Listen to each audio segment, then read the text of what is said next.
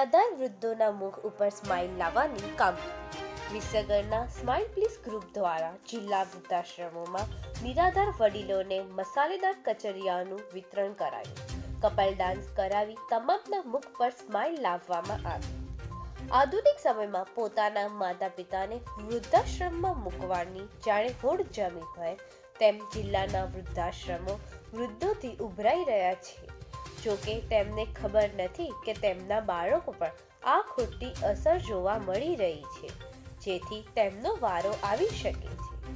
જ્યાં આ નિરાધાર વૃદ્ધો મફત પ્રેમના ભૂખ્યા હોય છે કે તેમની પાછળની જિંદગી ખુશીથી વિતાવી શકે તે માટે પ્રયત્નો કરતા હોય છે. વિસનગરમાં છેલ્લા 6 વર્ષથી સેવાકીય કામગીરી કરતા સ્માઇલ પ્લીઝ ગ્રુપે નિરાધાર વૃદ્ધોને મુખ ઉપર સ્માઇલ આપવાનું એક નિરાધાર અભિયાન ઉપાડ્યું છે, જેમાં તેમને રાસ ગરબા રમાડવા, દિવાળીના તહેવારોમાં મીઠાઈ આપવી, તેમનો જન્મદિવસ ઉજવવો સહિતની કામગીરી કરી તેમના મુખ ઉપર સ્માઇલ લાવવાનો પ્રયાસ કરી રહ્યા છે.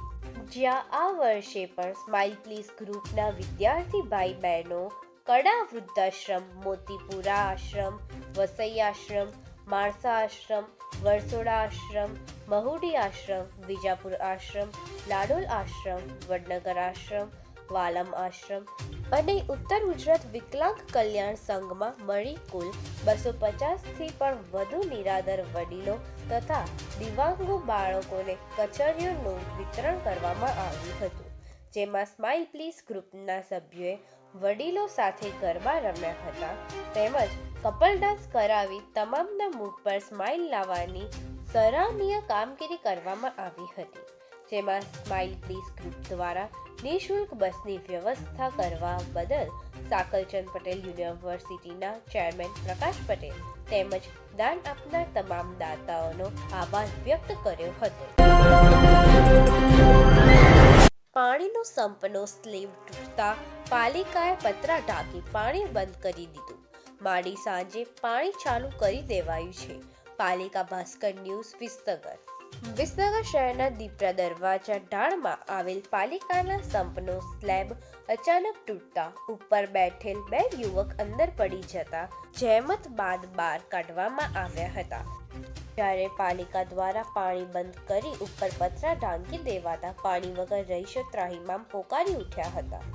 જ્યાં પાલિકાએ સાંજે પાણી ચાલુ કરી દેવાનું હોવાનું તેમજ સ્લેબ બનાવવા ડેટરિંગ પણ કરી દેવામાં આવશે તેમ જણાવ્યું હતું. વિસનગર શહેરના દીપડા દરવાજા ઢાળમાં આવેલ પાલિકાના સંપનો સ્લેબ રવિવારના રોજ તૂટી પડતા શનિ યાદવ અને દેવ પટેલ નામના યુવક અંદર પડી ગયા હતા. જેમાંથી શનિને તરતા આવડતું હોવાથી બંને યુવકો મહામુસીબતે બહાર નીકળી ગયા હતા. જોકે આ બનાવને લઈ ઘટના સ્થળે લોકોના ટોળા એકઠા થયા હતા.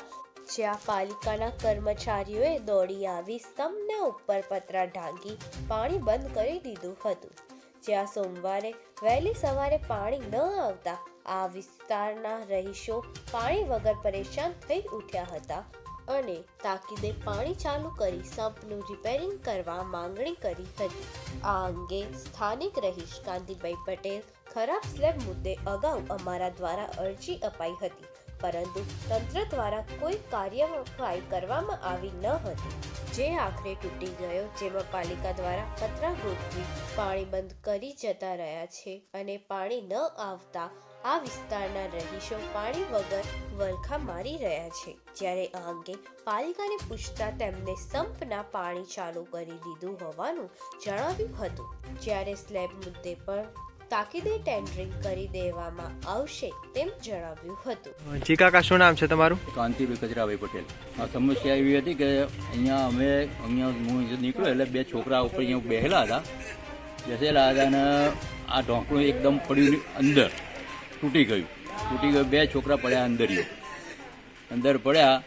પછી આ બધા ભેગા થઈને એક છોકરો તો અંદર ડૂબતો હતો અંદરિયો.